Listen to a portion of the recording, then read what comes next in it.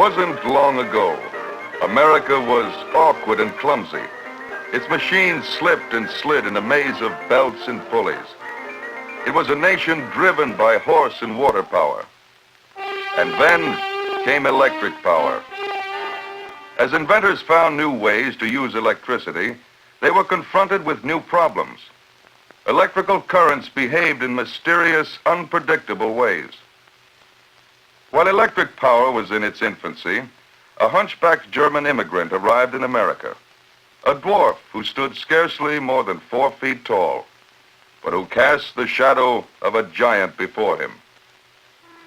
The young immigrant brought with him one important tool, the science of mathematics. He began calculating basic laws of electrical behavior. His shadow stretched out to reach the future. His rock sound theory began to form the foundation of all electrical invention. His mind became a spur to accelerate change, to lighten the burdens of all men.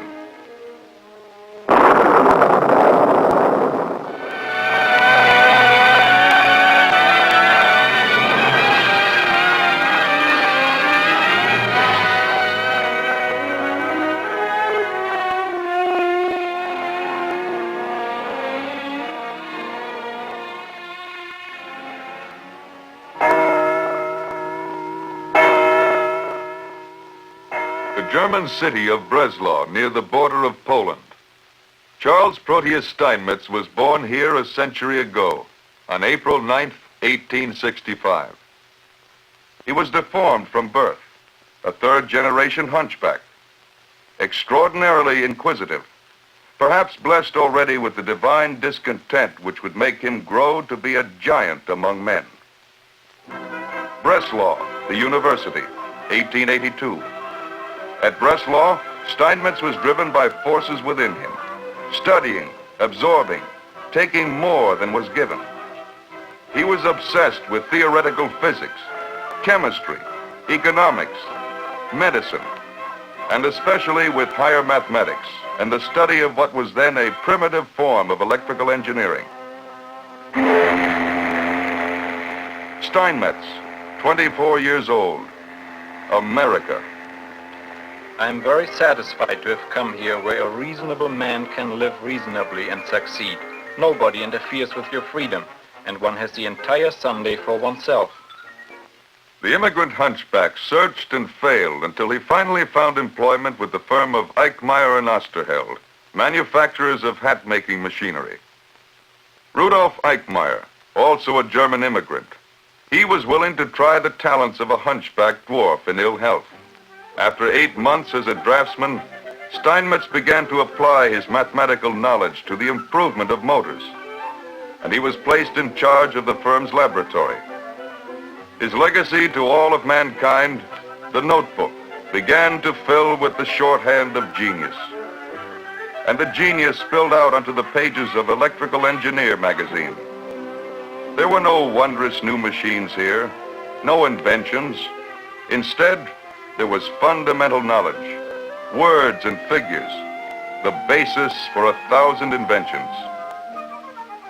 Steinmetz, perched on a stool like some fantastic bird, had formulated the law of hysteresis, the basic explanation of magnetic behavior. He had made possible the invention of efficient and dependable electric motors. As Steinmetz was developing his law of hysteresis, 2 rival companies announced a merger, Edison Electric and Thomson Houston. Combined, they formed the General Electric Company. Shortly after, the new company purchased Eickemeyer and Osterheld and obtained a great asset, the monumental curiosity and genius of Charles Proteus Steinmetz. And so Steinmetz moved to upstate New York, where the Schenectady works of the young electrical company had some 20 buildings and 5,000 employees. Steinmetz, Schenectady. He lived here for 30 years and helped make a little New York village into one of the great electrical manufacturing centers of the world.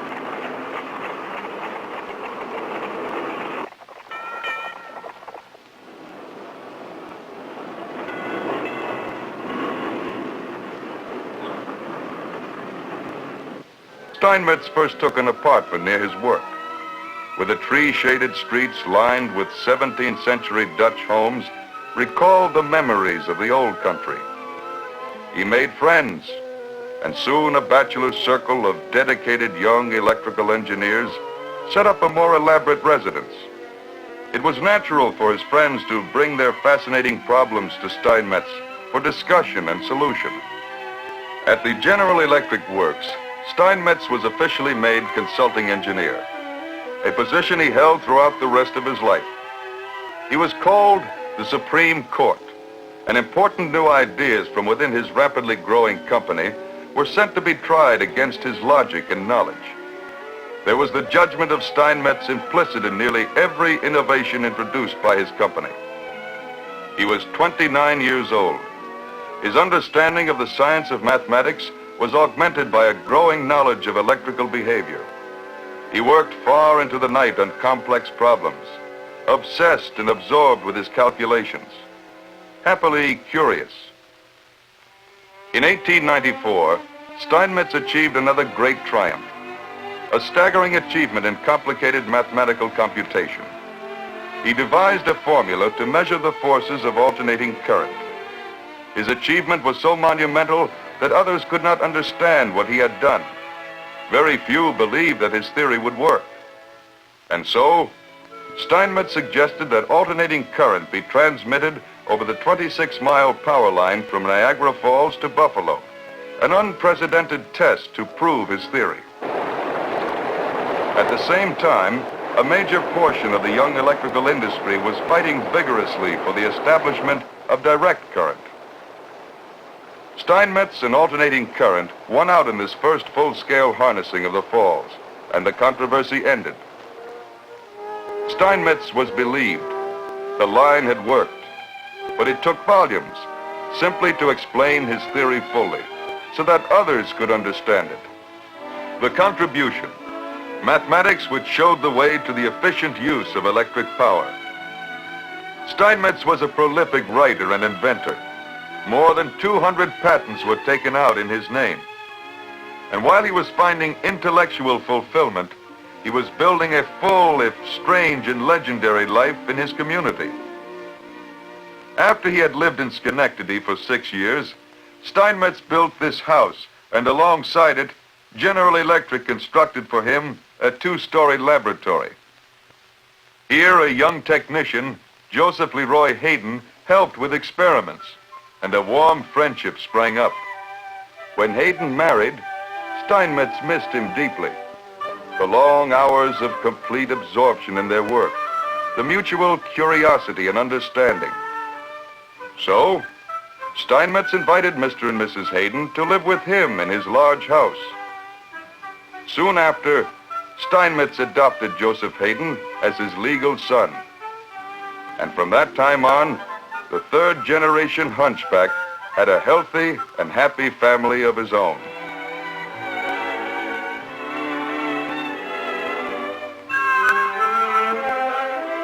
Steinmetz loved unordinary things too, perhaps because of his deformity.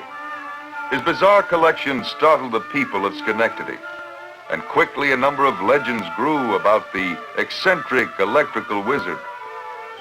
He was fascinated with photography and the things he could capture with a camera.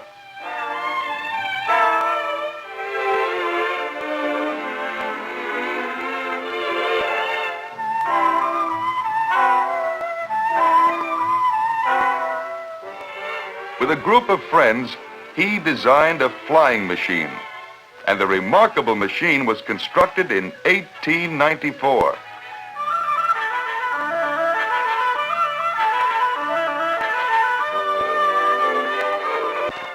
But it got off the ground only in trick photographs Steinmetz made. But above all, the electrical genius lived to work and to influence the work of others. Union College. He taught here for 10 years. Union conferred upon Steinmetz the degree of Doctor of Philosophy. And Steinmetz conferred upon his students the great beginnings of wisdom. Perhaps the greatness of the man is reflected in the stature of the people who visited and consulted with him. Lord Kelvin, British physicist, famous for his absolute temperature scale.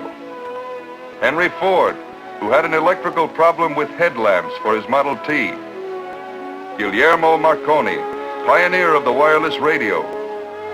Professor Albert Einstein, whose theory of relativity Dr. Steinmetz published in a somewhat popular style. Thomas Edison, another electrical genius and contemporary of Steinmetz.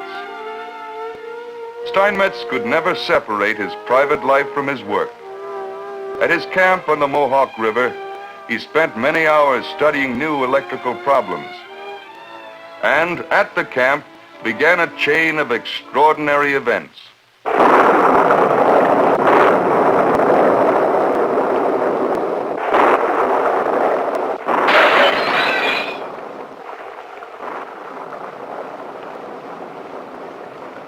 Dr. Steinmetz, come quickly. Something's happened to the camp. Emil, this is the opportunity of a lifetime. Quick, get me the camera. I want to photograph every detail. Look here, the lightning struck the tree where it divided into two forks. One passed through the ground here. The other must have entered the camp through the extension cord and discharged onto the silvered back of the looking glass. With this glass, we can calculate the electric charge. And so Steinmetz began research into lightning. Systematic investigation started in 1907 and culminated in 1921 with dramatic experiments. In 1922, man-made lightning was demonstrated to the press and an interested and distinguished guest, Thomas Edison. Our lightning generator gives us a discharge of 10,000 amperes at over 100,000 volts.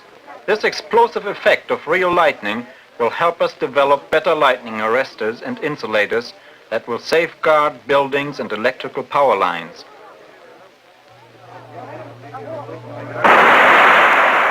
Man-made lightning. The man, Charles Proteus Steinmetz. The drama of the lightning experiments introduced the little electrical wizard to the people of America. And the people gave him a title, the Thunderer. The man who made lightning in the laboratory and in the minds of men.